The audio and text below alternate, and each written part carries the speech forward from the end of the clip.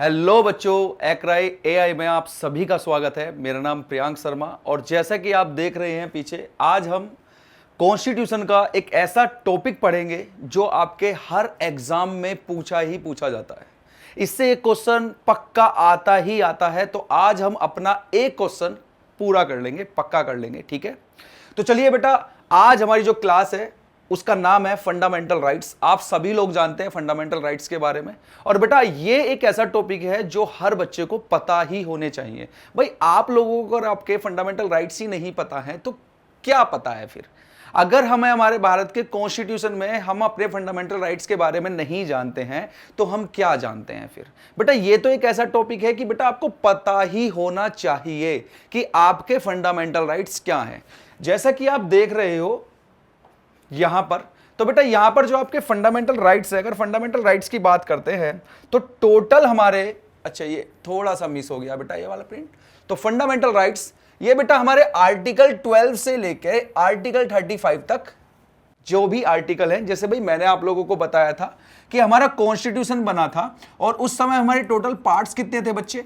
आप कहोगे sir total parts तो हमारे 22 थे, और मैं प्रीवियस वीडियो में बता चुका हूं आप लोगों को कि पार्ट्स 22 ही हैं ओरिजिनली, 25 बोल दिए जाते हैं। तो आपके एग्जाम में कभी भी 25 से रिलेटेड क्वेश्चन नहीं आएगा, 22 से रिलेटेड ही रहेगा वो। उसके बाद मैंने बेटा आप लोगों को बताए थे आर्टिकल, बताए थे कि नहीं बताए थे?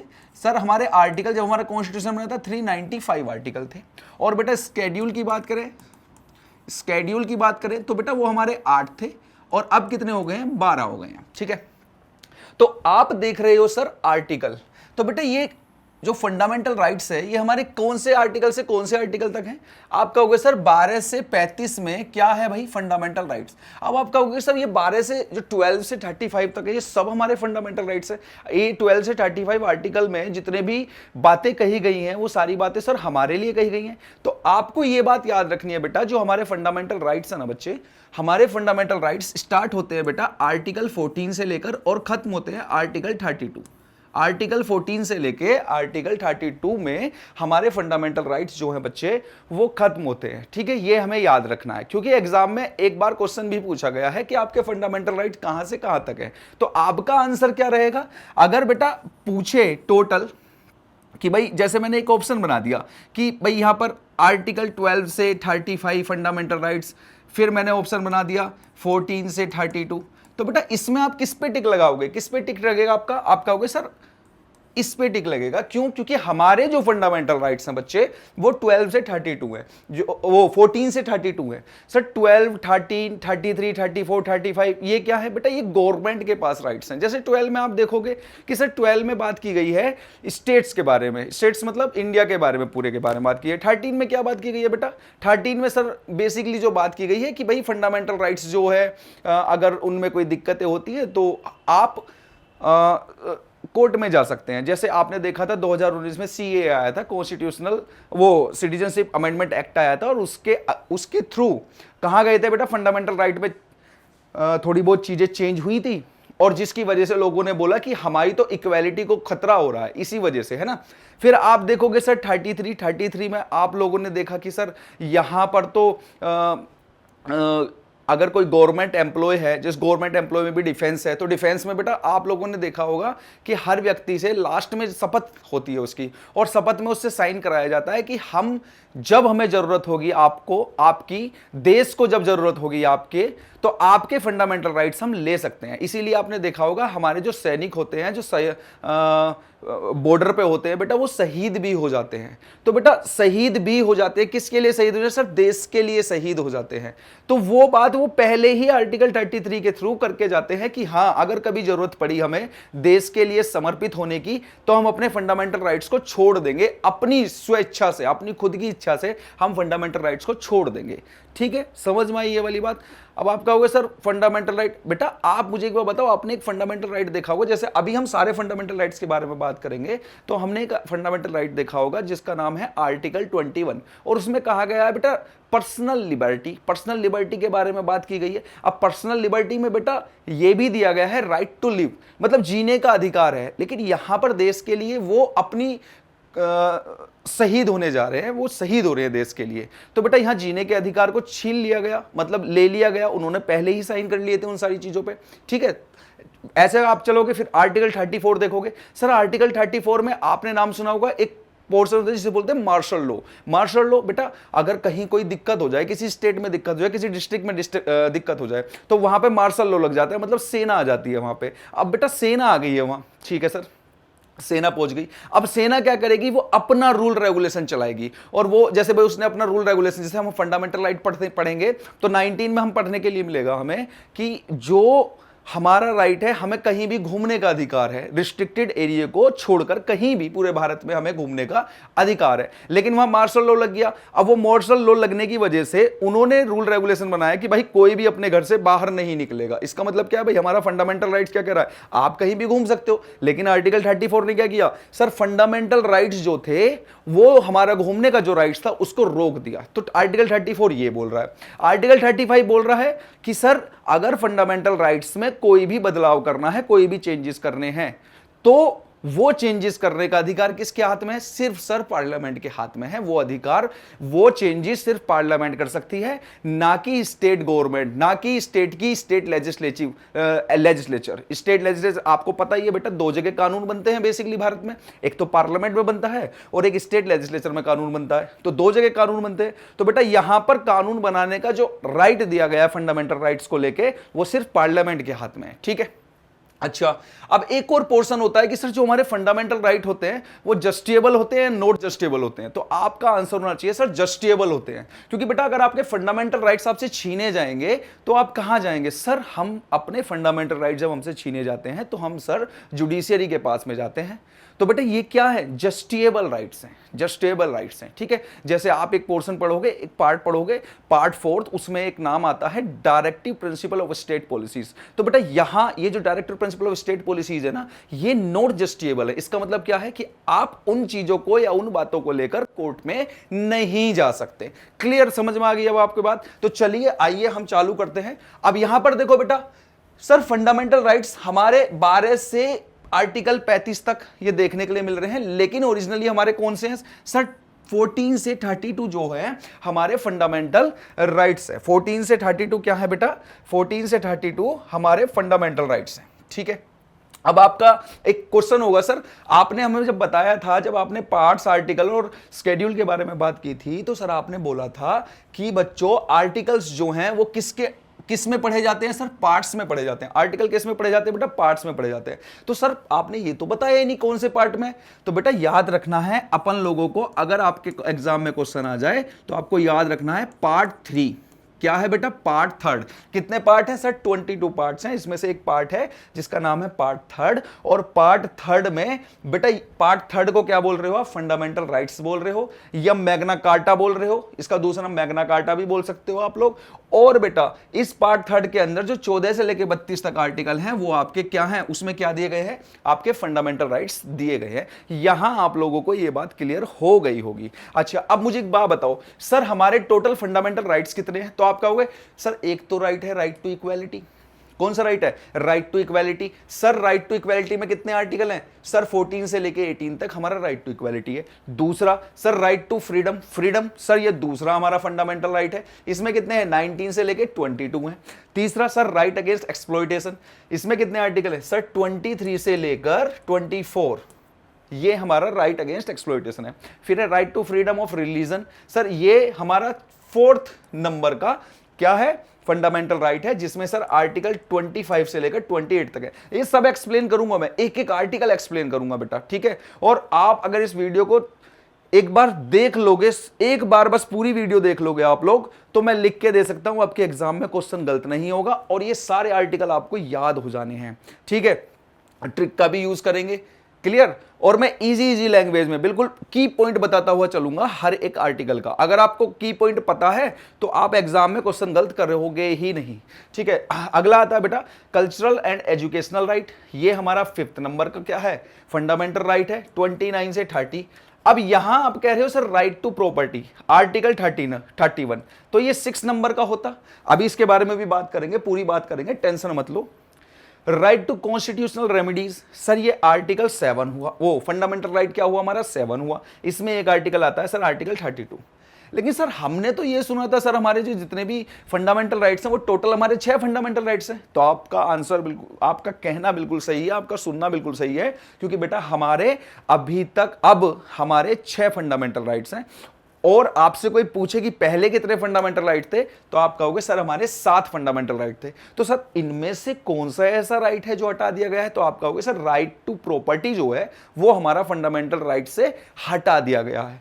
अब मुझे एक बात बताओ, एक बात सोचो, sir right to property, sir right to property, sir इसको हटाया है, इसको हटा दिया भाई, कहां से हटाया सर कॉन्स्टिट्यूशन से। और मैंने आपको बताया था जब भी कॉन्स्टिट्यूशन में कोई चेंजेस किया जाता है तो उसे क्या बोलते हैं सर, अमेंडमेंट किया गया है। क्या किया गया बेटा, अमेंडमेंट किया गया है कॉन्स्टिट्यूशन में, कॉन्स्टिट्यूशन में अमेंडमेंट किया गया है, इसका मतलब कॉन्स्टिट्यूशन में चेंजेस किए गए हैं। तो किस अमेंडमेंट के थ्रू सर ये बदलाव हुआ है, कौन सा अमेंडमेंट है, तो बेटा यहां पर जो आपका एक फंडामेंटल राइट था, जो 7th फंडामेंटल राइट था, वो बेटा क्या था आपका, आप कहोगे सर राइट टू प्रॉपर्टी था, राइट टू प्रॉपर्टी था। तो बेटा यहां आपको 2-3 बातें याद रखनी है। क्या बातें याद रखनी है सर, राइट टू प्रॉपर्टी कौन से किस आर्टिकल में आ रहा था, तो आप कहोगे सर आर्टिकल 31 में आ रहा था। किस में आ रहा था बेटा, आर्टिकल 31 में आ रहा था। अच्छा आपको एक और इंटरेस्टिंग बात बताऊं, हमारा जो आर्टिकल 19F है बेटा, उसमें भी फंडामेंटल राइट्स का ये वाला जो राइट है, राइट टू प्रॉपर्टी, ये आ रहा था। तो याद रख के चलना है हमें 2 आर्टिकल, कि 2 आर्टिकल में सर राइट टू प्रॉपर्टी आ रहा था। तो अब बेटा आप मुझे बताओ, कॉन्स्टिट्यूशन में जो हमारा कॉन्स्टिट्यूशन है, क्या इसमें कॉन्स्टिट्यूशन में अमेंडमेंट हुआ होगा कि नहीं हुआ होगा, बताओ बच्चों जल्दी से, अमेंडमेंट हुआ होगा या नहीं हुआ होगा। तो आपका सर कॉन्स्टिट्यूशन अमेंडमेंट एक्ट आया था, कब आया था सर, ये आया था 1978 में। कब आया बच्चे, 1978 में। और यहां बोला गया, और ये कौन सा कॉन्स्टिट्यूशन अमेंडमेंट एक्ट था, ये भी याद रखना है sir, 44th constitution amendment act था, जो आया था सर 1978 में। अच्छा आप ना एक चीज नोट करोगे सर, 2 अमेंडमेंट ऐसे हैं कॉन्स्टिट्यूशन में जो बहुत ही ज्यादा हुए हैं। जैसे एक कॉन्स्टिट्यूशन अमेंडमेंट की बात करते हैं अपन लोग, तो यहां पे है 42nd कॉन्स्टिट्यूशन अमेंडमेंट एक्ट, ये आया था 1976 में। अब बच्चा यहां कंफ्यूज होता है सर 44 1976 से है 1978 है, तो इसको याद रखने का तरीका एक ये है सर, 42 4 और 2 कितने हो गए बच्चे, 6 हो गए, तो इसका मतलब 6, और सर 4 और 4 कितने हो गए, 8 हो गए, इसका मतलब क्या है 1978। तो इससे आप लोग इसको कनेक्ट करके चल सकते हो। सर कॉन्स्टिट्यूशन अमेंडमेंट एक्ट आया, 44th कॉन्स्टिट्यूशन अमेंडमेंट एक्ट 1978, और सर एक केस था, इस केस के थ्रू ये काम हुआ था। केस का नाम था बेटा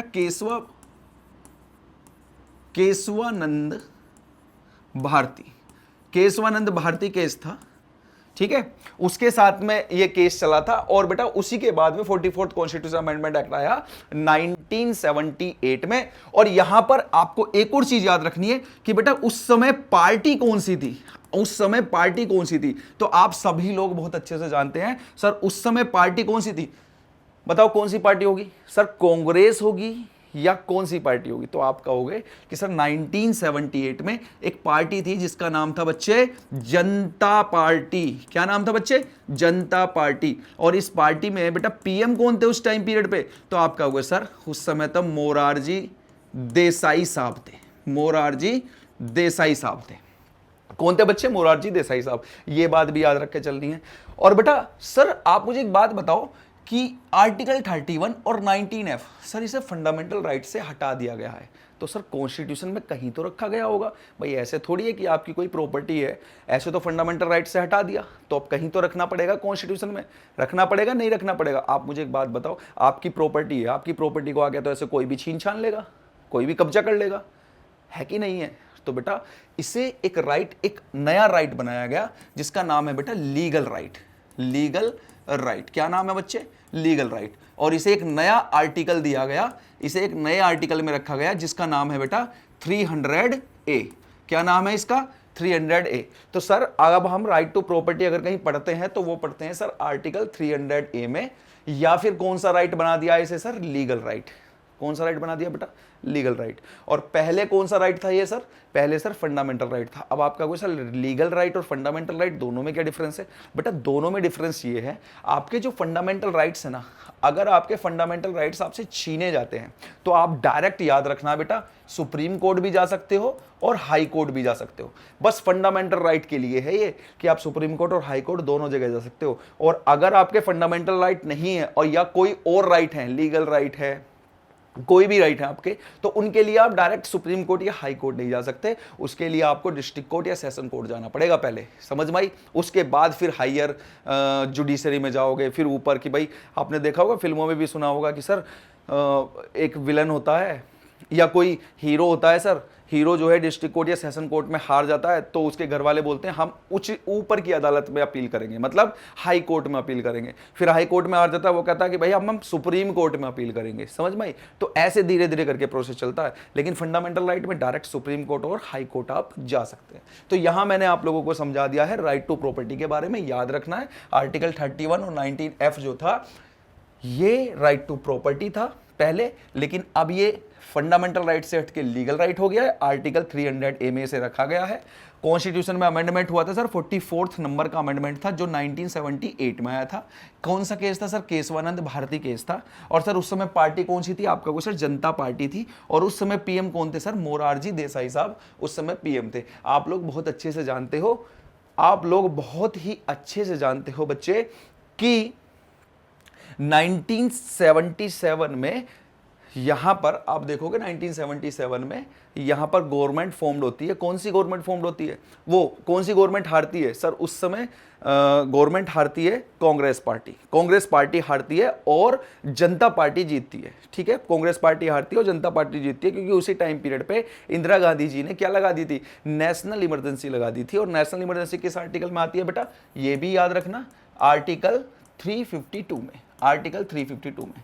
तो अब आप लोग समझ गए होंगे कि सर मैं ये बता रहा था कि पहले हमारे 7 फंडामेंटल राइट थे, but now we have 6 fundamental right, ठीक है? Right to property is not our fundamental right, it's a legal right, ठीक है? आगे चलते हैं, चलिए भाई अब इनको पढ़ते हैं। तो बेटा पहला क्या है सर? पहला फंडामेंटल राइट क्या है सर? राइट टू इक्वालिटी हमारा पहला फंडामेंटल राइट है। फर्स्ट फंडामेंटल राइट क्या है हमारा? राइट टू इक्वालिटी है सर। उसमें हमने देखा था सर राइट टू इक्वालिटी कहां से कहां तक है सर? आर्टिकल 14 से लेके 18 तक।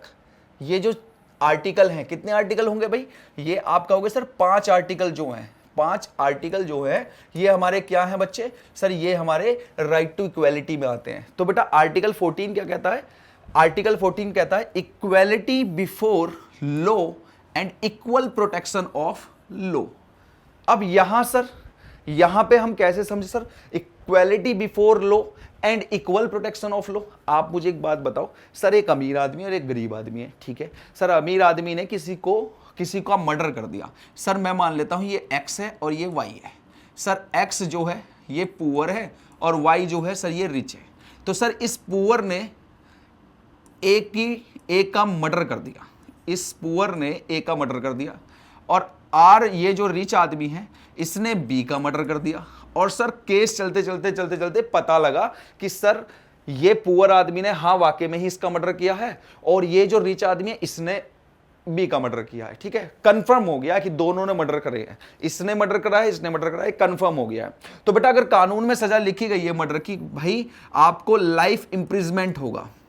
अगर किसी को मारा जाता है तो उसमें कौन सी सजा दी जा रही है सर? लाइफ इंप्रिजमेंट की। तो सर ऐसा कभी नहीं होगा कि दोनों पे मर्डर साबित हो गए हैं तो सर गरीब आदमी को लाइफ इंप्रिजमेंट दे दिया और सर रिच आदमी को बोल दिया कि चलो भाई तुम्हारी तो 20 ईयर्स की जो सजा है वो कर दी जाएगी क्योंकि आप अमीर हो। ऐसा नहीं होगा कानून के सामने। कानून के सामने दोनों इक्वल हैं। दोनों ने एक जुर्म करा है सर, इसने भी मर्डर किया है और इसने भी मर्डर किया है। तो बेटा मर्डर की सजा लाइफ इंप्रिजमेंट है तो इसको भी लाइफ इंप्रिजमेंट मिलेगा। हाँ मैं समझ पा रहा हूं आपके दिमाग में क्या चल रहा है, सर ऐसा तो कभी होता ही नहीं है, अमीर आदमी तो बच निकलता है। बेटा वो क्यों बच निकलता? मैंने क्या बोला बेटा? अगर सिद्ध हो जाए, अगर जज के सामने ये क्लियर हो जाए कि भाई इसने इसका मर्डर किया है और जज के सामने क्लियर हो जाए कि गरीब ने भी मर्डर किया है, तो बेटा सजा दोनों के लिए एक ही लिखी हुई है। कानून में किताब जो लिखी हुई है, कानून में जो बातें लिखी गई हैं कि भैया सजा तो सेम ही मिलेगी चाहे कोई भी हो, कोई भी हो सजा तो सेम ही मिलेगी अगर वो क्लियर हो जाती है तो बेटा इसको कैसे याद रख सकते हो सर? आर्टिकल 14 को क्या रख सकते हो आप? याद रख सकते हो सर इक्वल लो। क्या याद रख सकते हो? इक्वल लो। इससे आपको समझ आ जाएगी जहां भी सर लॉ से रिलेटेड बात चल रही होगी ना फंडामेंटल राइट्स में, तो सर वो आर्टिकल 14 है। ये इसका की पॉइंट है, इक्वल लो। आगे चलते हैं बेटा आर्टिकल 15। आर्टिकल 15 में prohibition of discrimination on grounds of religion. देखो यहां 5 बातें होंगी बेटा, religion, race, caste, region, race, caste, sex या जेंडर और place of birth. Place of birth मतलब इन 5 बातों के तौर पे किसी के साथ डिस्क्रिमिनेशन नहीं किया जा सकता। ठीक है, इन डिस्क्रिमिनेशन नहीं किया जा सकता। इसका मतलब सर ऐसा, आप मुझे एक बात बताओ, ऐसा कभी आप लोगों ने देखा है? कभी ऐसा हुआ है आप लोगों के साथ में कि आपका रिलीजन ये कुछ भी है तो आपको एज अ रिलीजन के तौर पे आपको कोई परेशान कर रहा हो कि सर हमें वो परेशान कर रहे हैं, और आप कहोगे कि सर हाँ सर हमने देखा है बहुत से लोगों को परेशान किया जाता है, तो बेटा उनके प्रोटेक्शन के लिए भी तो कानून बने हुए हैं। रिलीजन को लेके आपको कोई परेशान करेगा तो आप direct supreme court, high court जा सकते हो। सर रेस, वंश को लेकर कि भाई तुम तो इस वाले वंश के थे तो हम तुमसे कोई वास्ता नहीं रखेंगे, इसको लेकर आपके साथ डिस्क्रिमिनेशन नहीं कर सकते। कोई करेगा तो आप डायरेक्ट कहाँ जा सकते हो? सुप्रीम कोर्ट, हाई कोर्ट जा सकते हो। सर कास्ट को लेकर आपके साथ कोई डिस्क्रिमिनेट नहीं कर सकता कि भाई तुम्हारी तो ये कास्ट है, तुम्हारी तो वो कास्ट है। तो इस तरीके से कास्ट को लेकर कोई डिस्क्रिमिनेट करता है तो वो क्या कर रहा है? वो व्यक्ति आपके फंडामेंटल राइट्स को छीनने की कोशिश कर रहा है, और आप उस बात को लेकर सुप्रीम कोर्ट और हाई कोर्ट जा सकते हो। और लास्ट बेटा यहां पर है सेक्स, जेंडर। बेटा जेंडर मतलब मेल, जेंडर तो आप लोग जानते ही हैं कि सर जेंडर को लेकर भी हमारे साथ कोई डिस्क्रिमिनेशन नहीं किया जा सकता। अब आप कहोगे कि सर हमने तो बहुत देखा है, बहुत डिस्क्रिमिनेशन होता है ना, मेंस के साथ ज़्यादा डिस्क्रिमिनेशन होता है। बेटा डिस्क्रिमिनेशन हम ऐसा नहीं है कि मतलब डिस्क्रिमिनेशन नहीं होता, सबके साथ डिस्क्रिमिनेशन होता है। फीमेल के साथ भी डिस्क्रिमिनेशन होता है, मेल के साथ भी बहुत डिस्क्रिमिनेशन होता है, मतलब सबके साथ डिस्क्रिमिनेशन होता है।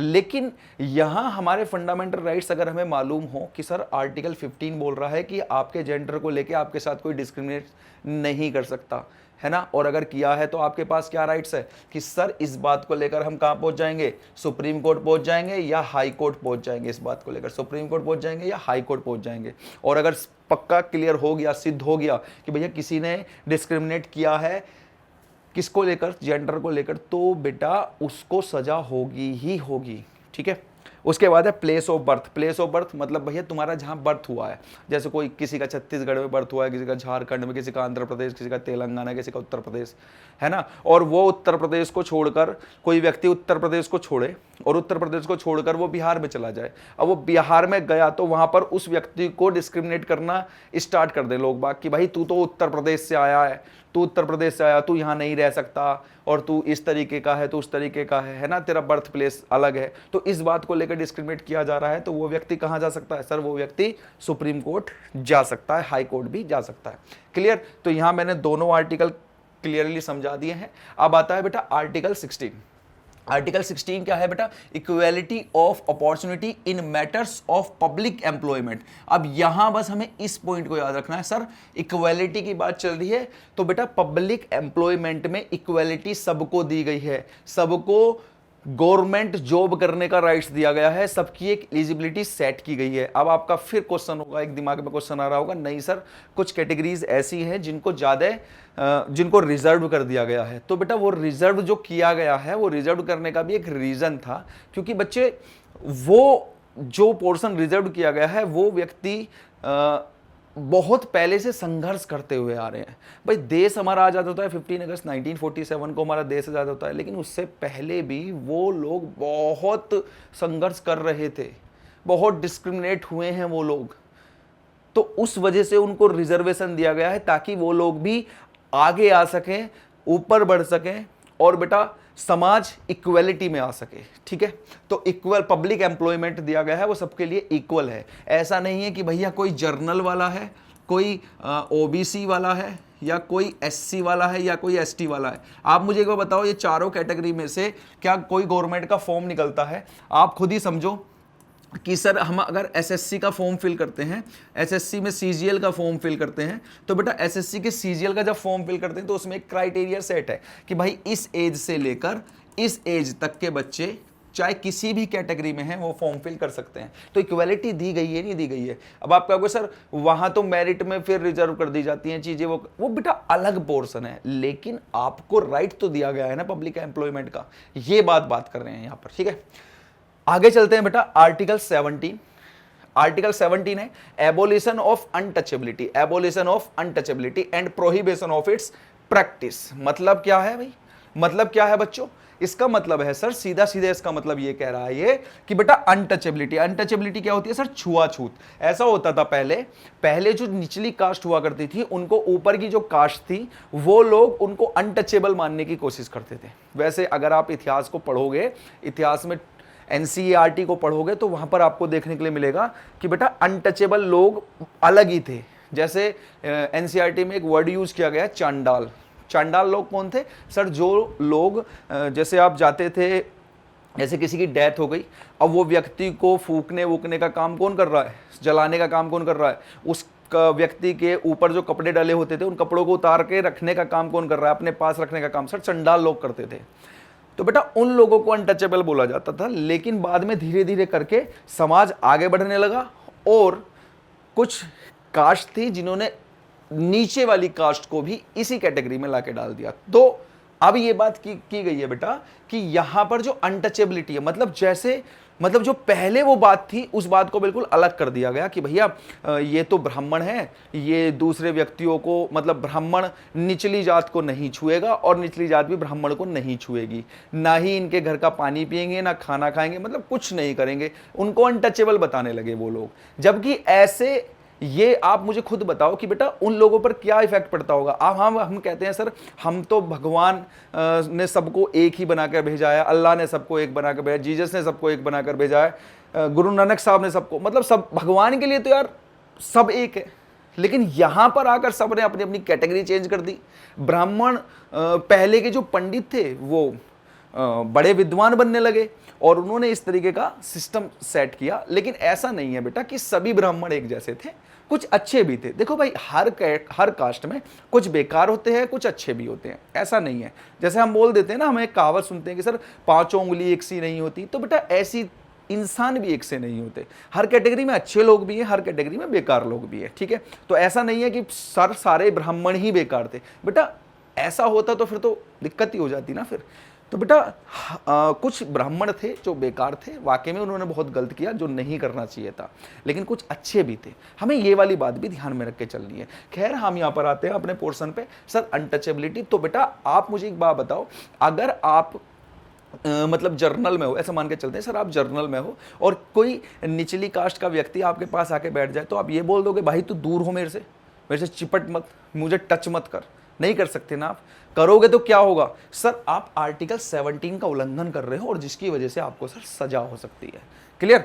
चलिए यहां ये भाई आर्टिकल 18, आर्टिकल 18 क्या बोल रहा है सर? Abolition of title. अब एबोलिशन ऑफ टाइटल देखो, सबसे अच्छा एग्जांपल देता हूं सर। ऑफिशियली आप किसी भी टाइटल को एडॉप्ट करके उसे यूज नहीं कर सकते। जैसे आपने नाम सुना होगा सर बापू, नाम सुना है बच्चे? बापू, बापू किनका नाम था सर? हमारे महात्मा गांधी, मोहनदास करमचंद गांधी जी जो थे उनका नाम था बापू।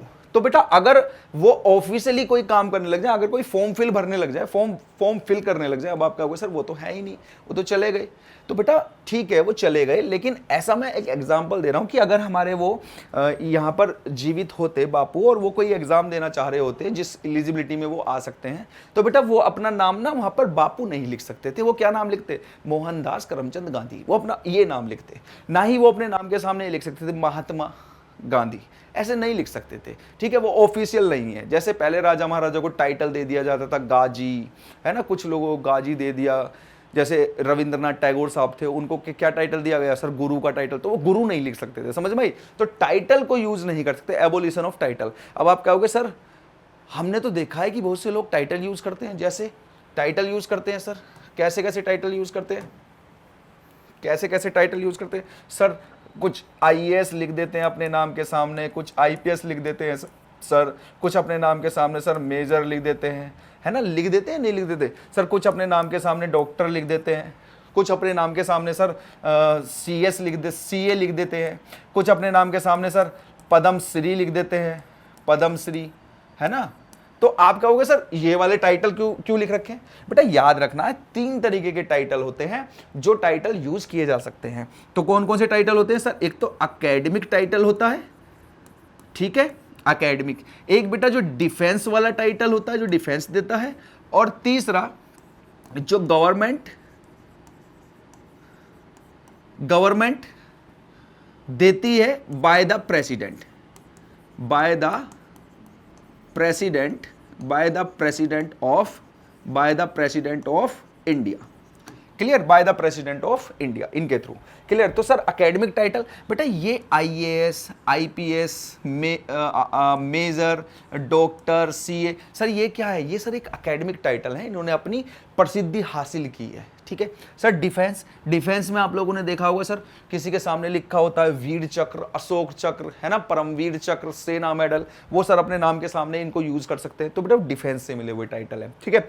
फिर देखोगे सर गवर्नमेंट से मिले हुए title, government by the president के थ्रू दिलवाए जाए, सर पद्म श्री, पद्म विभूषण, भारत रत्न बोला जाता है ना सर, भारत रत्न अटल बिहारी वाजपेयी साहब, भारत रत्न APJ अब्दुल कलाम साहब। तो भारत रत्न नाम के पहले लिख दिया भारत रत्न, तो मतलब ये वाला टाइटल यूज किया जा सकता है, लेकिन ऐसे कोई टाइटल यूज नहीं किया जा, इन तीनों से अलग कोई टाइटल यूज नहीं किया जा सकता। अब आप कहोगे सर बापू, तो बेटा बापू आप मुझे एक बात बताओ, बापू या गुरु, आप मुझे एक बात बताओ सर, बापू टाइटल ना तो एकेडमिक टाइटल है, ना डिफेंस टाइटल है, ना गवर्नमेंट ऑफ इंडिया या फिर बाय द प्रेसिडेंट के थ्रू नहीं दिया गया है, ठीक है। ऐसे ही सर गुरु सेम, ठीक है, समझ में आई बात। तो सर आर्टिकल 14 कह रहा है हमें सर इक्वल लो है, आर्टिकल 15 कह रहा है नो डिस्क्रिमिनेशन है, आर्टिकल 16 कह रहा है सर इक्वल अपॉर्चुनिटी है, ठीक है, 17 बोल रहा है सर अनटचेबिलिटी है, 18 बोल रहा है एबोलिशन ऑफ टाइटल। क्लियर? तो यहां पर हमारा एक फंडामेंटल राइट कंप्लीट हो जाता है जिसका नाम है बेटा राइट टू इक्वालिटी। अब चलते हैं दूसरे फंडामेंटल राइट्स की तरफ। दूसरा फंडामेंटल राइट्स है बेटा राइट टू फ्रीडम। अब यहां फ्रीडम का भी आपको राइट दिया गया है, राइट टू फ्रीडम, फ्रीडम का भी आपको राइट दिया गया है। आप लोगों को पता ही है सर राइट टू फ्रीडम कहां से कहां तक है? सर ये 19 से 22 तक है, 19 से 22 तक आपका ये राइट टू फ्रीडम वाला फंडामेंटल राइट है। क्लियर? तो यहां पर पहले बेटा आपको 19 देखना पड़ेगा। 19 में बहुत सारे देखने के लिए मिल रहे हैं आपको क्लोज, A भी है, B भी है, C भी है, D भी है, E भी है, F भी है, G भी है। तो लेकिन सही मायने में कितने हैं बेटा? आप क्या होगा 6। यहां 19 में कितने राइट्स मिल रहे हैं आपको? 6 राइट्स मिले हैं। तो आप क्या होगा sir A B C D E, और बेटा सर F भी है 19 का और G भी है। अगर इनको मिलाएं तो बेटा टोटल मिलाकर कितने बन रहे हैं सर? 7 बन रहे हैं टोटल मिलाकर। तो बेटा यहां पर मैंने आपको बताया था स्टार्टिंग जब की थी मैंने कि सर 19 का जो F है उसमें क्या बात की गई है सर? उसमें right to property, right to property की बात की गई है। किसकी बात की गई है बच्चे? राइट टू प्रॉपर्टी की बात की गई है, जिसको हटा दिया गया है। क्लियर? आपको पता है सभी को कि sir 44th constitutional amendment act था, 1978 में आया था और जिसके थ्रू इसको हटा दिया गया और इसे एक लीगल राइट बना दिया गया। तो बेटा फंडामेंटल राइट्स में तो इसे पढ़ ही नहीं सकते हम लोग, समझ पा रहे हो? फंडामेंटल राइट्स तो हम इसे मान ही नहीं सकते। खैर यहां पे आओ, देखो बेटा 19 का ए क्या बोल रहा है sir? Freedom of speech and expression. बेटा फ्रीडम ऑफ स्पीच, आपको अधिकार है फ्रीडम ऑफ स्पीच का, फ्रीडम ऑफ स्पीक का और एक्सप्रेस करने का, ठीक है। लेकिन आपको स्पीक का अधिकार है, स्पीच का अधिकार है, लेकिन याद रखना है बच्चे कि आपको अधिकार दिया गया है लेकिन आप गलत नहीं बोल सकते। आपको बोलने का अधिकार दिया गया, आप बोलो, लेकिन आप गलत नहीं बोलोगे। ऐसा कुछ नहीं बोलोगे जिससे किसी दूसरे के फंडामेंटल राइट्स छीन लिए जाए, उनके फंडामेंटल राइट्स को हनन हो, और अगर ऐसा होता है तो आपके फंडामेंटल राइट खत्म हो जाएंगे। अच्छा, एक क्वेश्चन पूछा जाता है कभी कभी कि सर हमारे फंडामेंटल राइट्स जो होते हैं सर वो कब हमसे छीन लिए जाते हैं? बेटा ध्यान रखना, जिस दिन आपने किसी दूसरे के फंडामेंटल राइट्स छीने उस दिन आपके फंडामेंटल राइट्स अपने आप ही खत्म हो जाएंगे, अगर उसने किसी तरीके से केस डाल दिया तो। क्लियर? तो 19A में क्या है? Freedom of speech and expression. 19B में क्या है sir? Freedom to assemble peacefully without arms. मतलब क्या है सर? आप बच्चे असेंबल हो सकते हो नहीं हो सकते, सर इकट्ठा हो सकते हो नहीं हो सकते। भाई अभी आपने अपने दोस्तों को फ़ोन करा, हाँ भाई कहाँ पर हो, कि सर यहाँ पर हैं हम लोग, तो यहाँ हैं भाई दोस्त यार यहाँ पे हैं, तो आ जाओ भाई सब आ जाओ, असेंबल होते हैं, असेंबली करते हैं एक, है ना, असेंबल हो सकते हैं, क्लियर। तो आप असेंबल हो सकते हो। अब भाई आप मुझे बताओ, भाई आपकी शादी हो रही है, अब शादी में आप लोगों को बुलाते हो तो वहाँ क्या होता है सर, असेंबल ही तो होते हो, इकट्ठे ही तो होते हो आप लोग वहाँ पे, तो आपको राइट्स दिया गया है, ठीक है, लेकिन विदाउट आर्म्स, आर्म्स नहीं होने चाहिए वहाँ पे, ठीक है, असेंबल हो सकते हो। Article 19C, freedom to form association, sir आप एसोसिएट हो सकते हो, मतलब अपनी एक यूनियन बना सकते हो। भाई आपके दोस्त लोग हैं, आपके 50 दोस्त मिलके एक असेंबल हुए और उन्होंने बोला यार हम अपनी इस ग्रुप को ना एक नाम दे देते हैं कि यूनियन बना लेते हैं, ठीक है, तो आपको यूनियन बनाने का भी राइट है। अच्छा एक और बात होती है बेटा, हड़ताल। हड़ताल जो होती है बेटा वो आपका फंडामेंटल राइट्स नहीं होता, याद रखना है। आपको असेंबल होने का राइट है, आपको यूनियन बनाने का राइट है, लेकिन आप हड़ताल नहीं कर सकते। आप लोगों ने देखा होगा आज देश में क्या चल रहा है सर, लोग यूनियन बनाते हैं, वो लोग असेंबल होते हैं। भाई आप लोगों ने देखा अभी कुछ टाइम पहले सर नीट का पेपर जो था वो लीक हो गया था। अब नीट का पेपर सर लीक हो गया, उसके लिए लोग बाग क्या हुए सर, असेंबल हुए, ठीक है, उन्होंने हड़ताल नहीं की, वो असेंबल हुए, शांतिपूर्वक तरीके से उन्होंने अपनी बात रखी, ठीक है, अपनी बातों को गवर्नमेंट तक पहुंचाने की कोशिश की। तो ये क्या है आपका भाई फंडामेंटल राइट है 19B, याद रख के चलना है, बहुत इंपॉर्टेंट है, एग्जाम में आने की संभावनाएं बन जाती हैं ऐसे क्वेश्चंस को। 19C freedom to form association, भाई एसोसिएशन या यूनियन बना लेना।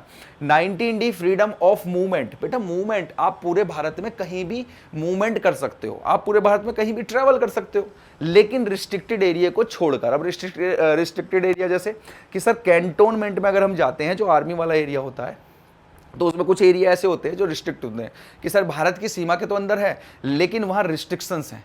आप मुझे एक बात बताओ, आप किसी के घर में भी फ्रीली थोड़ी ना चले जाओगे, नहीं जा सकते ना, रिस्ट्रिक्टेड एरिया है ना, आप उससे पूछ के जा सकते हो लेकिन बिना पूछे नहीं जा सकते।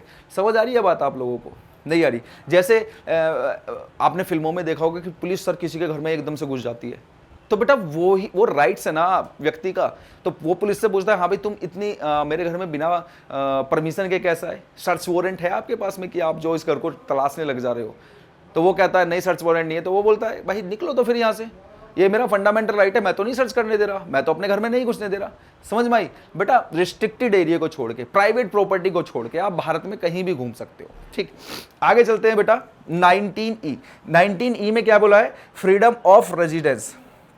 क्या बोला है बेटा? Freedom of residence. इसका मतलब क्या है? आप पूरे भारत में कहीं पर भी निवास कर सकते हो, भारत के किसी भी स्टेट में, किसी भी यूनियन टेरिटरी में जो भारत की टेरिटरी के अंदर आ रही है, जो भी एरिया, वहां पर आप निवास कर सकते हो, वहां पर आप रह सकते हो। इनफैक्ट पहले जम्मू एंड कश्मीर में आप नहीं कर सकते थे निवास, नहीं रह सकते थे, लेकिन अब आप जम्मू एंड कश्मीर में भी रह सकते हो। ठीक है, आगे चलते हैं।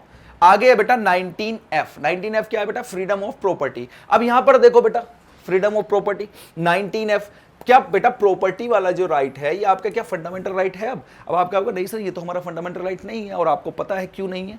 ठीक है, तो इससे छोड़ के अगले वाले पे चलते हैं sir. 19G, adopt any occupation. तो बेटा आप पूरे भारत में कोई भी ऑक्यूपेशन को एडॉप्ट कर सकते हो, किसी भी ऑक्यूपेशन को एडॉप्ट कर सकते हो। भाई आपको बिजनेस करना है, छोटा बड़ा उससे बड़ा कुछ भी कर सकते हो आप, लेकिन याद रखना है बेटा इलीगल एक्टिविटी नहीं कर सकते। अब आप कहने लग जाओ सर हमारा तो फंडामेंटल राइट है, तो सर एक काम करते हैं, थोड़ी हंसी मजाक वाली बात कर लेते हैं कि सर एक काम करते हैं कि सर रात को 10 बजे ठेका बंद हो जाता है ना, तो सर 10 बजे से पहले ही हम जाएंगे और वहाँ से खरीद लेंगे लिकर विकर, क्योंकि सर बाद में जैसे ही 10 बजते हैं उसके बाद में तो लोग बाग आते हैं कि भाई मिल जाएगी, कुछ मिल जाएगी, या फिर कोई सर ड्राई डे है किसी दिन, तो उससे पहले खरीद के रख लेते हैं सर 100, 150, 200 बोतलें, और फिर बाद में बेचने लग जाएंगे उनको महंगे महंगे दामों पर। सर वो भी तो एक ऑक्यूपेशन है? नहीं, वो ऑक्यूपेशन नहीं है बेटा।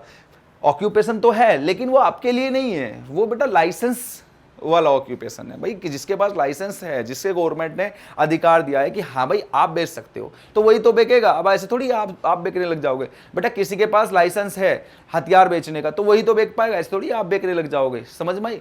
तो आपको ऑक्यूपेशन का राइट दिया गया है, लेकिन ऐसा नहीं है कि कोई भी ऑक्यूपेशन को आप एडॉप्ट कर सकते हो। ठीक है, कुछ ऑक्यूपेशन लीगल तौर पे एडॉप्ट कर सकते हो, विदाउट लीगल तो। भाई आप मुझे एक बात बताओ सर, आपको कपड़े बेचने हैं तो आप इजीली कपड़े बेच सकते हो, इलीगल एक्टिविटी तो नहीं है। अगर आप उसी की जगह गांजा बेचने लग जाओ, सर वो तो इलीगल एक्टिविटी है, सर हमारा ऑक्यूपेशन है, फंडामेंटल राइट है। तो बेटा ऐसे फंडामेंटल राइट नहीं, सब चीज़ों के लिए लाइसेंस की जरूरत है। क्लियर? तो यहाँ पर है एडोप्ट एनी ऑक्यूपेशन, किसी भी ऑक्यूपेशन को आप एडोप्ट कर सकते हो। अच्छा, इसे याद करने की एक ट्रिक मैं आप लोगों को बता देता हूँ। सर ये 19 का ए, सर 19 का बी, सर सी, सर डी, सर ई, सर एफ और जी। तो बेटा इन्हें मैं याद करने की ट्रिक बताता हूँ, देखो कितनी अच्छी ट्रिक है। बेटा एक बात बताओ, आप अगर कहीं पर खड़े हुए हो तो आप खड़े होकर एक बार स्पीक करना, बोलने लग जाना ऐसी, तो वहां देखोगे सर लोग बाग क्या हो जाएंगे, सर असेंबल हो जाएंगे, इकट्ठे हो जाएंगे। अब जब आप बोलोगे असेंबल हो जाएंगे, पर आप हो थोड़े दिमागदार। अब भैया दिमागदार हो तो आपने ये जो असेंबल हुए लोग उनको बना के क्या बना लिया सर, यूनियन बना लिया। अब आप इस यूनियन के साथ क्या करने चले गए सर, ट्रैवल करने चले गए, मतलब घूमने चले गए। वहां पर बेटा आप ट्रैवल करके क्या हो, थक गए, तो आपने क्या किया सर, रेस्ट किया। अब रेस्ट करोगे तो बेटा कहीं ना कहीं तो रहना ही पड़ेगा आप लोगों को, रेस्ट किया। जब आप रेस्ट कर रहे थे तो आपका जो पैसा है, पैसा क्या sir, right to property, right to property, ये पैसा जो है आपसे छीना गया, चोरी हो गया आपका पैसा।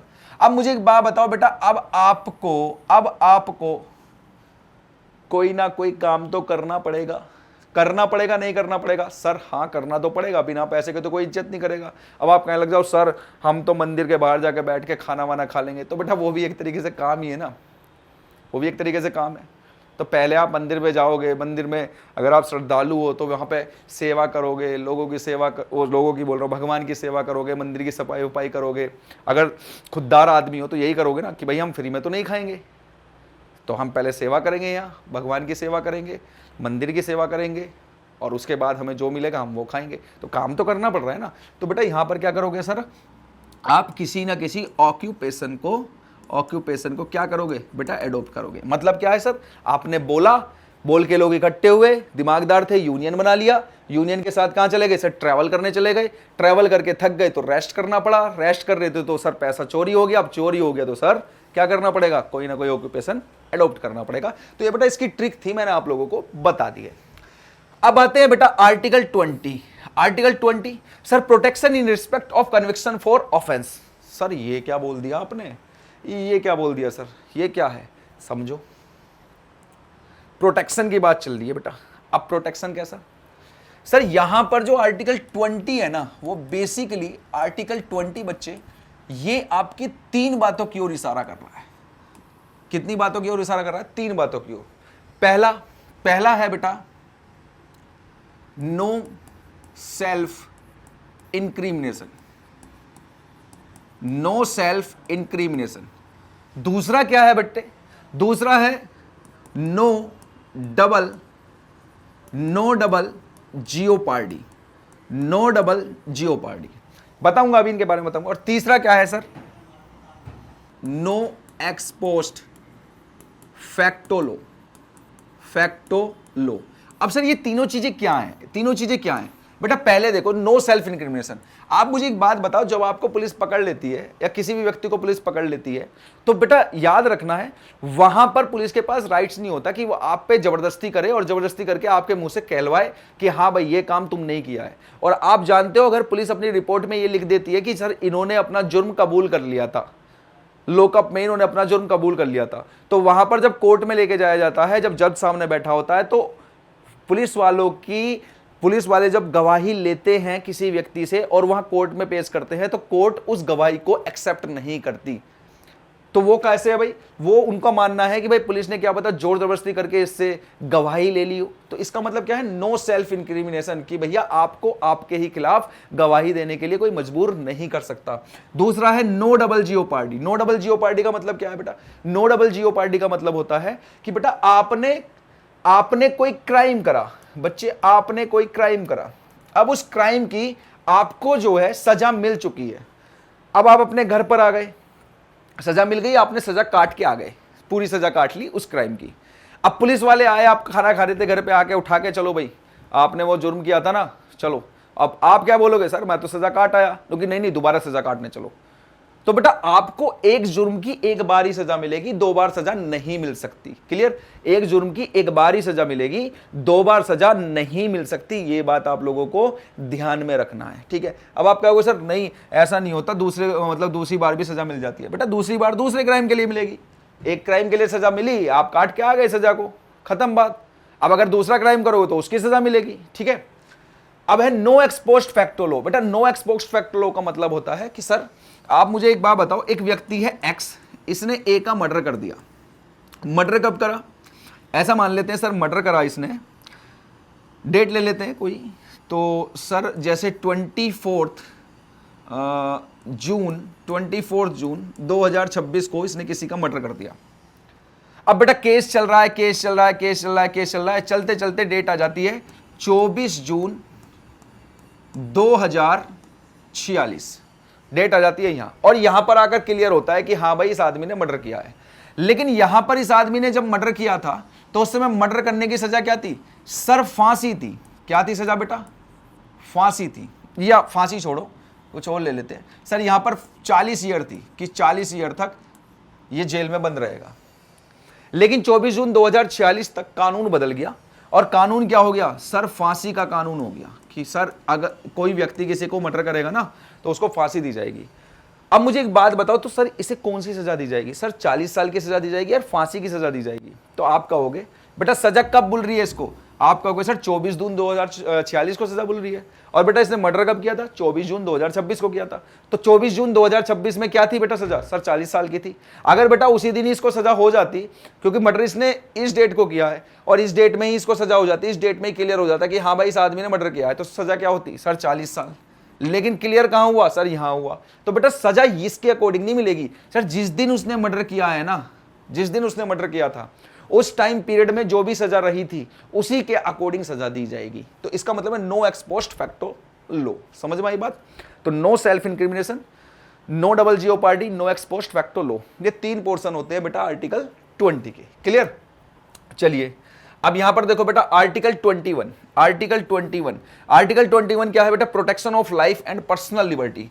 बेटा लाइफ की प्रोटेक्शन, पर्सनल लिबर्टी, और बेटा इसमें एक और बात याद रखना है बेटा, right to privacy, right to privacy, ये भी आपको याद रखना है, ये भी आर्टिकल 21 का ही पार्ट है। बेटा आपका राइट है, राइट टू प्राइवेसी, प्राइवेसी का आपका राइट है, ठीक है। कि आपका अगर एक नॉर्मल सा एग्जांपल ले लेता हूं कि बेटा अगर आपके फोन को किसी व्यक्ति ने हाथ लगाया, किसी व्यक्ति ने मतलब ले लिया, और उसे लेने के बाद उसमें से चीजों को निकालने लगा, देखने लगा, तो वो आपकी प्राइवेसी को छीन रहा है, प्राइवेसी बंद करने की कोशिश कर रहा है, तो वो आपका आर्टिकल 21 आपसे छीनने की कोशिश कर रहा है। आप सुप्रीम कोर्ट, हाई कोर्ट जा सकते हो। समझ में आई ये बात? बताओ भाई समझ में आई बात? नहीं आई? जी सर क्लियर, समझ में आ गई। अब है बेटा आर्टिकल 21A। आर्टिकल 21A क्या बोलता है? Right to elementary education, right to elementary education. तो बेटा ये राइट टू एलिमेंट्री एजुकेशन किसके लिए? सर 6 से लेके 14 साल तक के जितने भी बच्चे हैं उन सब की, सर 6 से लेके 14 साल तक के जो बच्चे हैं इन सब को बेटा एजुकेशन दिलानी ही दिलानी है। आप मुझे एक बार बताओ, ढाबे पे जाते हो कभी कभी घूमने के लिए पेरेंट्स के साथ में, या आप कभी अकेले भी जाते हो घूमने के लिए, ठीक है, अब तो आप बड़े हो गए होंगे, तो वहाँ पे आप देखते हो सर एक छोटा बच्चा काम कर रहा होता है, तो आपके मन में आता है पूछ ले यार, तो आप छोटे बच्चे से पूछते हो हाँ भाई पढ़ाई करता है तू? तो आप वो बोलता है हाँ पढ़ाई करता हूँ। तो फिर यार दिन में क्या काम कर रहा है तू यहाँ पे, पढ़ने कब जाता है? क्योंकि जी मैं आज मेरी छुट्टी हो गई है। उसको भी मालूम है कि भैया ये डेली तो आएगा नहीं, तो आज मेरी छुट्टी हो गई है, आज मैं जा नहीं पाया, कोई भी बहाना बना देता है वो। और मालिक बोलता है, मालिक से अगर आप बोलते हो तो मालिक बोलता है हाँ जी ये थोड़ा काम वाम था और आज मतलब जा नहीं पाया, लेकिन ये पढ़ाई करता है। ऐसा क्यों? बेटा यहाँ पर राइट टू एलिमेंट्री एजुकेशन, 6 से 14 साल तक के बच्चे चाहे कोई काम कर रहे हों चाहे कोई काम ना कर रहे हों, उनको एजुकेशन दिलाने का राइट्स उनके जो गार्डियन है उनको है। जैसे भैया हमारे घर में हमारे माता पिताजी को है, ऐसे ही जिसके यहाँ पर काम कर रहे हैं 6 से लेकर 14 साल तक के बच्चे, अगर किसी के यहाँ काम कर रहे हैं तो उस व्यक्ति के ऊपर है ये, उस व्यक्ति को ये काम करना ही पड़ेगा कि उस बच्चे को पढ़ाना ही होगा। एलिमेंट्री एजुकेशन फिक्स है बिल्कुल, ठीक है, सरकारी स्कूल में ही पढ़ाए लेकिन पढ़ाए, ठीक है। 2009 में इंप्लीमेंट हुआ था, आप लोगों को मालूम ही है। 2002 में आया था, 86 कॉन्स्टिट्यूशनल अमेंडमेंट था। इसके बारे में कभी और बात करेंगे, लेकिन पहले यहाँ पर आ जाते हैं आर्टिकल 22। 22 क्या है बेटा? Protection against arrest and detention in certain cases. Protection against arrest. अब आप मुझे एक बात बताओ, प्रोटेक्शन अगेंस्ट अरेस्ट, अरेस्ट से रिलेटेड बात चल रही है, तो आप लोगों ने सुना होगा सर, कोई भी फीमेल होती है, उस फीमेल को बच्चे, वो जो फीमेल है उस फीमेल को सनसेट के बाद अरेस्ट नहीं किया जा सकता। सनसेट के बाद अरेस्ट नहीं किया जा सकता। अब आप कहोगे सर ऐसा तो नहीं है, सनसेट के बाद में अरेस्ट नहीं किया जा सकता। सनसेट के बाद में तो हमने देखा है बहुत सी औरतों को, बहुत ही फीमेल को अरेस्ट किया गया है। तो बेटा उसके लिए मजिस्ट्रेट से परमिशन लेनी पड़ती है। आप डायरेक्ट जाके उसके घर पे उसे अरेस्ट नहीं कर सकते, मजिस्ट्रेट से परमिशन लोगे आप, तब जाके आपका काम चलेगा, ठीक है, तब जाके आप अरेस्ट कर सकते हो। तो ये बेटा ये पोर्शन मैंने आप लोगों को बता दिया है। 19 क्लियर कर दिया है मैंने, 20 क्लियर कर दिया है, 21 क्लियर कर दिया है मैंने आप लोगों को, और 22 क्लियर कर दिया है। अच्छा, अब यहां पर एक क्वेश्चन है बेटा, आप लोग बताना, कमेंट में बताना कि ऐसे कौन से फंडामेंटल राइट्स हैं, ऐसे कौन से फंडामेंटल राइट्स में आर्टिकल है जिनको इमरजेंसी के टाइम, ड्यूरिंग इमरजेंसी के टाइम भी उनको नहीं रोका जा सकता। अगर इमरजेंसी लग गई देश में तो बेटा आपके फंडामेंटल राइट्स सारे रोक दिए जाते हैं, खत्म कर दिए जाते हैं कुछ समय के लिए, जब तक इमरजेंसी लगी होती है। लेकिन कौन से ऐसे फंडामेंटल राइट्स के आर्टिकल हैं जिनको प्रेसिडेंट भी चाह कर खत्म नहीं कर सकती, ठीक है, उन्हें रोक नहीं सकती। वो आर्टिकल फिक्स हैं, वो चलते रहेंगे, इमरजेंसी हो या ना हो वो तो चलते ही रहेंगे, ठीक है। ये बताना है आप लोगों को। इसका आंसर मैं आगे बात करूंगा, इसके आंसर के बारे में, आप लोग इतने देखो। अब बेटा अगला है, अगला फंडामेंटल राइट है राइट अगेंस्ट एक्सप्लॉयटेशन। बेटा यहां किसकी बात हो रही होगी सर? यहां पर बात हो रही होगी एक्सप्लॉयटेशन की। एक्सप्लॉयटेशन सर आर्टिकल 23, कौन सा आर्टिकल है बेटा? आर्टिकल 23। तो यहां पर क्या है? Prohibition of human trafficking and forced labour. Prohibition of human trafficking and forced labour, मतलब ह्यूमन ट्रैफिकिंग, ह्यूमन ट्रैफिकिंग आप लोग जानते हैं सर, आप लोग जानते हैं मेल और फीमेल, मेल और फीमेल, ऊपर से सर चाइल्ड, बच्चा भी ले लो, इनकी क्या होती है बेटा? ह्यूमन ट्रैफिक, मतलब इनकी ट्रैफिकिंग होती है, मतलब इनको खरीदा और बेचा जाता है। तो ये क्या है बेटा? ये है प्रोहिबिशन, रोक लगाई गई है कि भैया ऐसा नहीं किया जाएगा, मेल फीमेल चाइल्ड इनको खरीदा या बेचा नहीं जाएगा। दूसरा फोर्स्ड लेबर, फोर्स्ड लेबर का मतलब होता है बेटा किसी को जबरदस्ती, किसी से आप जबरदस्ती कोई काम नहीं करा सकते। अगर आप ऐसा करते हैं तो उसके फंडामेंटल राइट आर्टिकल 23 को आप छीनने की कोशिश कर रहे हो और आप अब इलीगल एक्टिविटी करना स्टार्ट कर रहे हो। आर्टिकल 24 बेटा, आर्टिकल 24 क्या है? Prohibition of child labour in hazardous employment. मतलब क्या है सर? आप किसी भी बच्चे को, जो 6 से लेके 14 साल तक का कोई भी बच्चा है ना बेटा, आर्टिकल 21 और आर्टिकल 21A और आर्टिकल 24, इनको जरूर याद रखना है। इसमें बेटा एज सेट की गई है 6 से लेके 14 साल तक के बच्चे, कि 6 से लेके 14 साल तक के बच्चे को आप किसी भी तरीके से किसी भी जोखिम भरे काम में नहीं लगा सकते। कोई भी बच्चा इस एज का जोखिम भरे काम नहीं करेगा। अब जोखिम भरे काम सर, कोल माइनिंग में लगा दिया तो कोल माइनिंग एक तरीके जोखिम भरा काम है। सर अगर हम देखें कि किसी बच्चे को मतलब बेलदारी का काम में लगा दिया तो वो क्या है बेटा? एक तरीके से वो क्या है सर? हैजार्डस काम है, मतलब एक खतरनाक काम, मतलब एक तरीके से बात कर सकते हो सर, एक खतरनाक काम में नहीं लगा सकते आप उसको, जिससे उसको हार्म होने की पूरी हार्म होने की संभावनाएं बन जाए, तो ऐसे काम में नहीं लगा सकते, ठीक है। तो आर्टिकल 24 याद रखना है और आर्टिकल 21A याद रखना है। ए में क्या बोला गया है सर? एलिमेंट्री एजुकेशन, वहां एजुकेशन की बात की गई है, और यहां पर किसकी बात की गई है सर? एम्प्लॉयमेंट की बात की गई है बच्चों के, ठीक है। आगे चलते हैं भाई। अगला है right to freedom of religion. Right to freedom, right to freedom of religion, मतलब राइट टू फ्रीडम। भाई हम 3 कर चुके हैं, इक्वालिटी वाला कर चुके हैं सर, एक तो हमारा इक्वालिटी वाला था सर, एक तो हमारा इक्वालिटी वाला था सर, दूसरा था हमारा फ्रीडम वाला, तीसरा था सर हमारा एक्सप्लॉयटेशन वाला, एक्सप्लॉयटेशन वाला। अब ये बेटा 4th नंबर का कौन सा है हमारा fundamental right? Right to freedom of religion, मतलब रिलीजन को लेके बात होगी यहाँ पे, रिलीजन से रिलेटेड फ्रीडम दी गई है आपको। सर कैसी कैसी फ्रीडम दी गई है? आर्टिकल 25 देखो बेटा, आर्टिकल 25 कह रहा है freedom of conscience and free profession practice and propagation of religion. मतलब क्या है बच्चे? इसका मतलब है कि आप किसी भी रिलीजन को बच्चे, किसी भी रिलीजन को आप क्या कर सकते हो? एक्सेप्ट कर सकते हो। मतलब किसी भी रिलीजन को आप एक्सेप्ट कर सकते हो। कोई भी आपका रिलीजन है तो आप उसे एक्सेप्ट कर सकते हो। मतलब आप हिंदू हो और आप क्रिश्चियन बनना चाहते हो, आप क्रिश्चियन बन सकते हो। आप पंजाबी बनना चाहते हो, सिख बनना चाहते हो, आप सिख बन सकते हो। आप मुस्लिम बनना चाहते हो, आप मुस्लिम बन सकते हो। मतलब कि आप किसी भी रिलीजन को एक्सेप्ट कर सकते हो, किसी भी रिलीजन को मान सकते हो, ये आपको राइट दिया गया है। दूसरा है आर्टिकल 26, यहां देखो, freedom to manage religious affairs. बेटा मैनेज कर सकते हो आप। मुझे एक बात बताओ, क्या मैनेज करने के लिए बेटा टेंपल में आप लोग, जो टेंपल होते हैं उनमें आप लोग, जो मतलब मस्जिद होती हैं उनमें आप लोग पैसा दान करते हो या नहीं करते हो? बताओ, क्या आप अपने जो रिलीजन होता है, रिलीजन के तौर पे जितने भी त्योहार आते हैं, जितने भी फेस्टिवल आते हैं, हर रिलीजन के अपने अपने फेस्टिवल होते हैं, तो क्या आप उनको मनाते हो, नहीं मनाते हो? हाँ सर, मनाते तो हैं। तो बेटा यही बात की गई है कि आपको राइट दिया गया है, आप दबा के मनाओ, आप जो भी आपका रिलीजन है उसके अकॉर्डिंग जो भी फेस्टिवल है अच्छे से मनाओ, कोई दिक्कत नहीं है। तो ये आपको राइट दिया गया है, ठीक है। तो आप रिलीजन को एक्सेप्ट कर सकते हो किसी भी, और दूसरा कोई भी रिलीजन को आप मतलब अगर आपका कोई रिलीजन है तो उसको मैं, उसके जो रिलीजन अफेयर्स हैं वो पूरे कर सकते हो, आपको राइट्स दिया गया है, कोई दिक्कत नहीं है।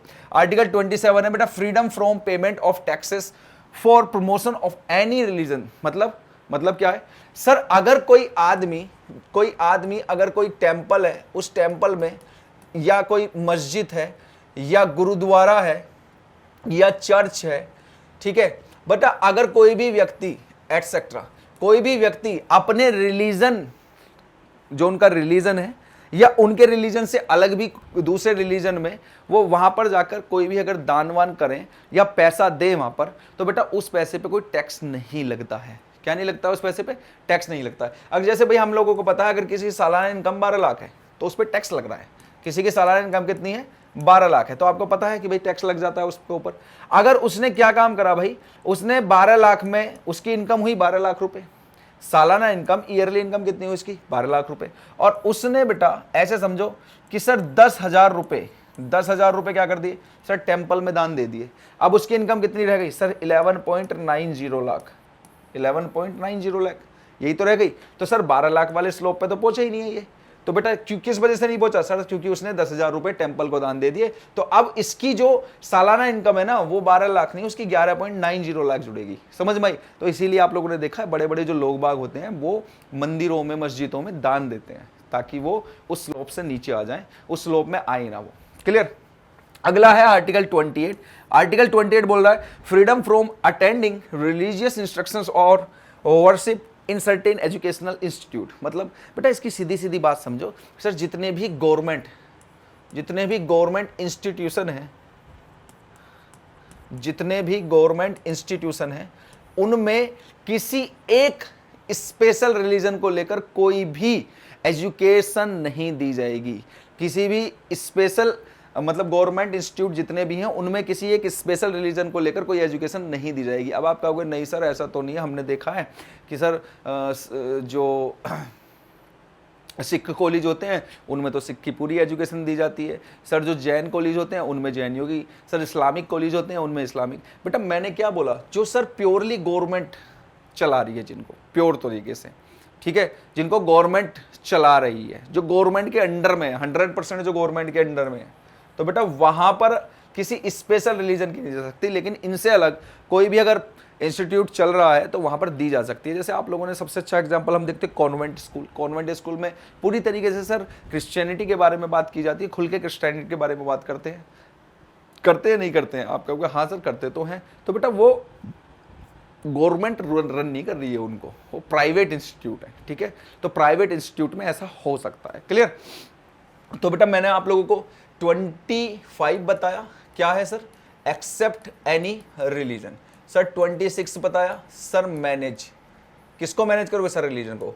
27 सर 27 सर नो टैक्स, 27 को कैसे याद रखोगे सर? No tax. और 28 अभी हम लोगों ने बात की है, गवर्नमेंट इंस्टीट्यूशन जितने भी हैं उन सब में किसी स्पेशल रिलीजन को लेकर कोई शिक्षा नहीं दी जा सकती।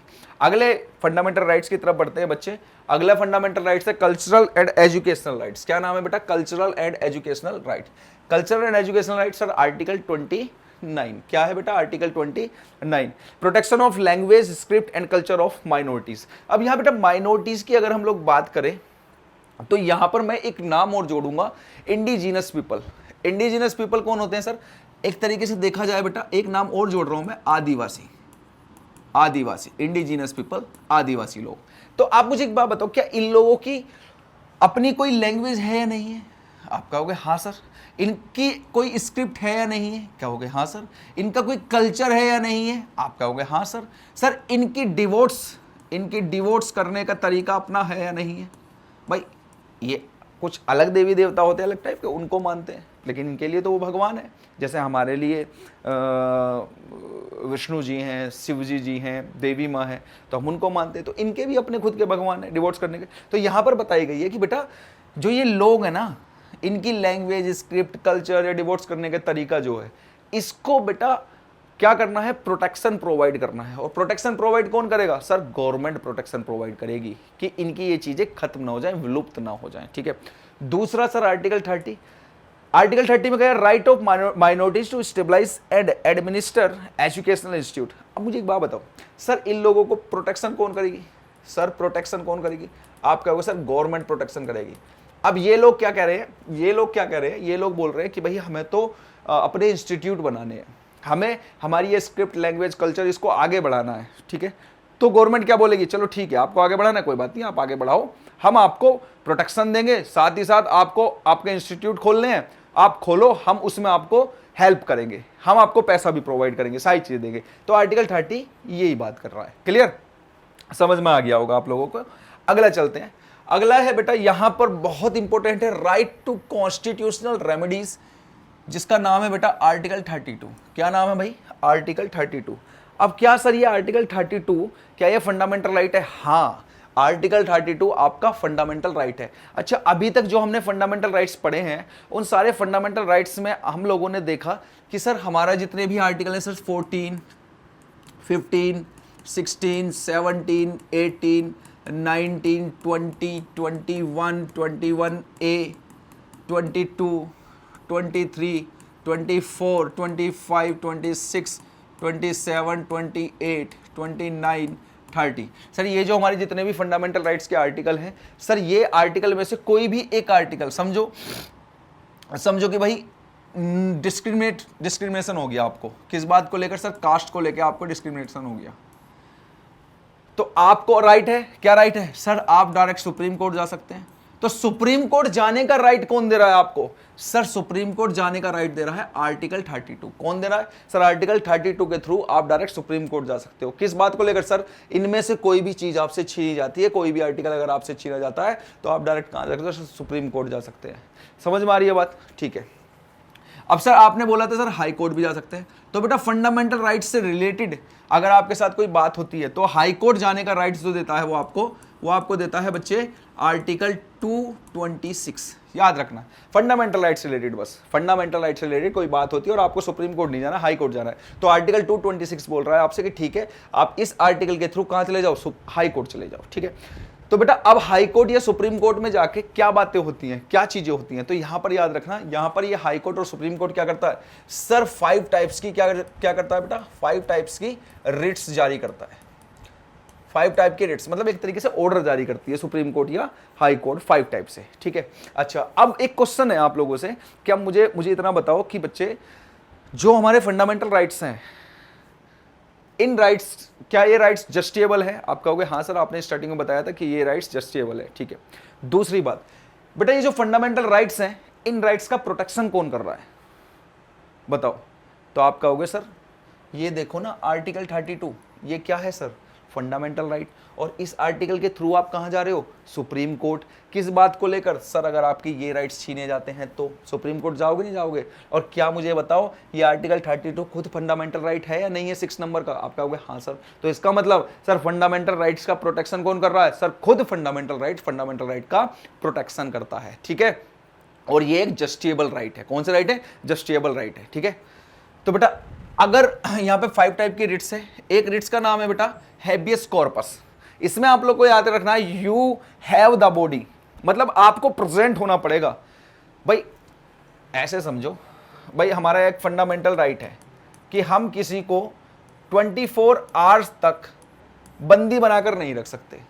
आप लोगों ने देखा होगा पुलिस वाले जो होते हैं किसी क्रिमिनल को पकड़ते हैं तो 24 घंटे के अंदर अंदर वो मजिस्ट्रेट के सामने उसे पेश करते हैं। अगर ऐसा नहीं करेंगे तो उस पर क्या लग जाएगा, उसके घर वाले क्या कहेंगे, भाई हमारा तो बच्चा अभी तक पुलिस में मजिस्ट्रेट के सामने पेश नहीं हुआ है, पुलिस वालों ने पेश नहीं किया है, क्या कर दिया हमारे बच्चे के साथ, तो वो सुप्रीम कोर्ट या हाई कोर्ट जा सकते हैं। ठीक है, फंडामेंटल राइट है ये बेटा, फ्रीडम वाले राइट में आर्टिकल वो राइट टू फ्रीडम वाला जो पोर्शन था उसके अंदर दिया गया ये, ठीक है ना। और ये भी कौन सा है सर, आर्टिकल 22, कौन सा है बेटा, आर्टिकल 22, ठीक है। तो वहां क्या बोलती है बेटा सुप्रीम कोर्ट या हाई कोर्ट कि भैया एक काम करो, पुलिस वालों को ऑर्डर देती है कि जिस व्यक्ति ने उसको कब्जे में ले रखा है उस व्यक्ति को और जो व्यक्ति कब्जे में लिया गया उस व्यक्ति को, दोनों को सशरीर पेश करो, मतलब दोनों सशरीर हमारे सामने पेश होनी चाहिए। तो you have the body, a person in law fully detained in short to be set at liberty, ठीक है। तो इसका ये पॉइंट इंपॉर्टेंट है, you have the body. Mandamus का मतलब है वी कमांड, कि भैया कमांड कौन करेगा, अब हम करेंगे। अच्छा मुझे एक बात बताओ, कमांड कौन किसको करने के लिए बोलेगा, बड़ी कोर्ट छोटी कोर्ट को, मतलब उचली अदालत निचली अदालत को, निचली अदालत ऊपरी अदालत को, आप कहोगे सर ऊपरी अदालत निचली अदालत को, तो we command mandamus a person और a body to do what which is और इट्स ड्यूटी, मतलब ड्यूटी निभानी। जैसे एक एग्जांपल ले लेते हैं सर, जैसे कोर्ट, जैसे डिस्ट्रिक्ट कोर्ट है सर, ऐसा मान लेते हैं कि डिस्ट्रिक्ट कोर्ट के पास 5 साल तक की सजा देने का राइट है। अब डिस्ट्रिक्ट कोर्ट ने 5 की जगह 7 का दे दिया, तो ये क्या बोलेगी, बड़ी अदालत क्या बोलेगी निचली अदालत को, भाई ये आपने जो 7 साल का ऑर्डर दिया है, ये ऑर्डर पे कमांड अब हम करेंगे, हम देखेंगे, क्योंकि तुम ने 5 साल का राइट्स था, तुमने 7 साल का कर दिया, ठीक है। आगे चलते हैं, आगे है बेटा प्रोहिबिशन। प्रोहिबिशन का मतलब क्या है, रोक लगा देना, टू फॉरबिड। प्रोहिबिशन का मतलब क्या है, to forbid, issue primarily to prevent an inferior court from exceeding its jurisdiction. मतलब यहां पर क्या है, फॉरबिड, प्रोहिबिट कर देना, कि भैया रोक देना, उचली अदालत निचली अदालत को रोक देती है कुछ केसेस में, ठीक है। फिर है बेटा सर्टियोररी, टू बी सर्टिफाइड। ये बहुत इंपॉर्टेंट पॉइंट्स रहते हैं बेटा, एग्जाम में यही पूछता है वो, तो forbid, to be certified, order the removal of site suit from an inferior court to a superior court, inferior court to a superior court, ठीक है, समझ गए। क्यों वारंटो सर, क्यों वारंटो, क्यों वारंटो का मतलब होता है आस्किंग क्वेश्चन, अथॉरिटी पूछ रहा है, क्यों वारंटो, बाय व्हाट अथॉरिटी और वारंट, मतलब आपके पास क्या अथॉरिटी और क्या वारंट था, क्या अथॉरिटी और आपके पास क्या वारंट था। जैसे आपने देखा होगा सर, एक उत्तर प्रदेश की पुलिस ले लेते हैं सर, एक राजस्थान की पुलिस ले लेते हैं। अब उत्तर प्रदेश की एक क्रिमिनल है ए, वो क्या करता है, वो उत्तर प्रदेश से भागकर कहां चला जाता है सर, राजस्थान चला जाता है। अब उत्तर प्रदेश की पुलिस के पास 2 ही चारे होते हैं, या तो राजस्थान की पुलिस से वो कनेक्शन, मतलब वो उसको पता लगा उत्तर प्रदेश की पुलिस को कि भाई ए तो राजस्थान में इस जगह बैठा हुआ है, लेकिन ए का ये मतलब उत्तर प्रदेश पुलिस का ये जुरिडिक्शन तो है नहीं राजस्थान, क्योंकि उसका तो जुरिडिक्शन क्या है सर, उत्तर प्रदेश। अब उत्तर प्रदेश की पुलिस राजस्थान की पुलिस से कनेक्शन बनाएगी कि भाई आपके यहाँ पर हमारे यहाँ का एक क्रिमिनल बैठा हुआ है और आप हमें सपोर्ट करो और आप हमारे साथ चल के उस क्रिमिनल को गिरफ्तार करवाओ, ठीक है। एक तो ये है। दूसरा, या फिर उत्तर प्रदेश की पुलिस चुपचाप जाए राजस्थान और इस व्यक्ति पे दबोचा मारे और इसे चुपचाप उठा के उत्तर प्रदेश में ले आए, समझ भाई। तो 2 चारे हैं, लेकिन 2 चारों में से ये जो पहले वाला चारा है जहां पर राजस्थान की पुलिस के साथ कनेक्शन बना के काम कर रहे हैं, तो ये तो ठीक है, लेकिन दूसरे चारे में अगर उत्तर प्रदेश की पुलिस पकड़ी जाती है किसके थ्रू, राजस्थान की पुलिस के थ्रू, राजस्थान भाई यहाँ पे वो तो लगा के नहीं जाएंगे, भैया उत्तर प्रदेश की पुलिस है, पुलिस की वर्दी पहन के तो नहीं जाएंगे। अगर ऐसा काम कर रहे हैं तो एज एक क्रिमिनल एक्टिविटी करने जाने, किसी व्यक्ति को उठाने जाने, तो राजस्थान की पुलिस को पता लगा कि भैया कोई व्यक्ति यहाँ उठाने के लिए आ रहा है और ये बताने कि भाई हम तो उत्तर प्रदेश पुलिस हैं, तो राजस्थान की पुलिस क्या कहेगी कि भाई आपका जुरिडिक्शन क्या था, उत्तर प्रदेश, हमारा जुरिडिक्शन क्या है, राजस्थान। तो आप अगर राजस्थान में आए हो तो हमारी परमिशन लेनी चाहिए थी, आपको हमें बताना चाहिए था, यहाँ के थाने, जिस थाने के अंडर में है एरिया, उस थाने में जाके आपको इन्फॉर्म करनी चाहिए थी, वो आपको चौकी भेजता, वहां से आपको एक ऐसा ही मिलता, उसके साथ आप वहां जाते। तो आपने तो एक एक्टिविटी गलत कर दिया, आपका क्या अधिकार था। तो इस तौर पे बेटा क्यों वारंटो लग जाती है कि सर इन्होंने हमारे अधिकार क्षेत्र में आकर और हमारे अधिकार क्षेत्र में आकर हमारे अधिकारों का हनन किया है, हमारे अधिकार छीने गए हैं, ठीक है। या फिर भाई किसी व्यक्ति ने ब्राइब देके अपना सिलेक्शन ले लिया, किसी व्यक्ति ने ब्राइब देकर अपने सिलेक्शन ले लिया, ठीक है सर, ब्राइब दे दी, घूस दे दी, घूस देने के बाद में सिलेक्शन हो गया और बाद में पता लगता है कि सर ये व्यक्ति ने तो घूस लेके सिलेक्शन लिया था। जैसे कोई ए है, उसने सर घूस लेके सिलेक्शन लिया, तो बेटा अब क्या होगा, यहां पर क्यों वारंट होगा, आप किस अधिकार से इस पोस्ट पे बैठे कि सर मैंने तो घूस दी थी। अच्छा, घूस देना तो क्राइम है, तो घूस दी तो ठीक है भाई, आपने जो क्राइटेरिया था, जो एग्जाम क्लियर करना था वो तो किया नहीं ठीक से और आपने घूस देके ये काम कर लिया। तो बेटा ऐसी कंडीशन में क्या होगा, सर इस व्यक्ति को उसकी पोस्ट से निलंबित कर दिया जाएगा और दूसरा सर अभी तक जितना भी गवर्नमेंट से उसने पैसा लिया होगा वो सारा पैसा वापस करना पड़ेगा उसे और जेल में अलग से जाएगा।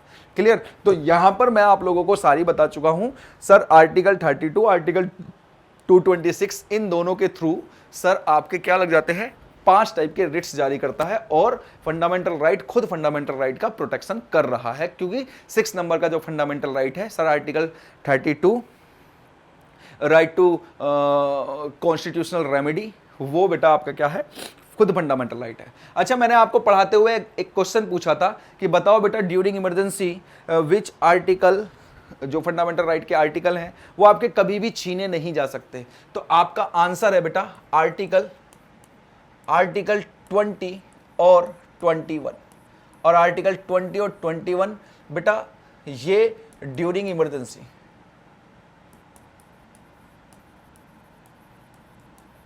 ड्यूरिंग इमरजेंसी ये आपके कोई नहीं छीन सकता। इनफैक्ट आप प्रेसिडेंट ऑफ इंडिया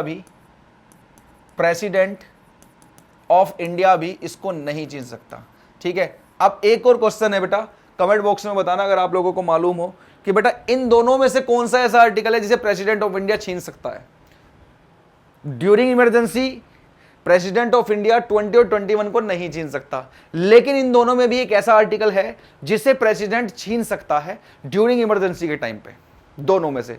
तो आपका आंसर होना चाहिए, कमेंट बॉक्स में आप लोग बता देना। ठीक है बच्चे, तो चलिए यहां आप लोग समझ चुके होंगे, मैं पूरे फंडामेंटल राइट्स इजी वे में विद ट्रिक के साथ आप लोगों को बता चुका हूं। आप वीडियो को देखो, लाइक करो, शेयर करो, सब्सक्राइब करो, और जितना बेटा आप लोग शेयर करोगे, सब्सक्राइब करोगे, लाइक करोगे तो हमारा हौसला बढ़ेगा। हम और भी अच्छी अच्छी वीडियोस और भी आपको विद ट्रिक के साथ में और भी बहुत सारी चीजें पढ़ाने की कोशिश करते रहेंगे, ताकि आपके एग्जाम में डायरेक्ट क्वेश्चन लग जाए। ठीक है, तो चलिए बच्चे, फिर मिलते हैं नेक्स्ट वीडियो में, नेक्स्ट क्लास में, नेक्स्ट टॉपिक के साथ। तब तक अपना ध्यान रखो, पढ़ाई करते रहो। जय हिंद।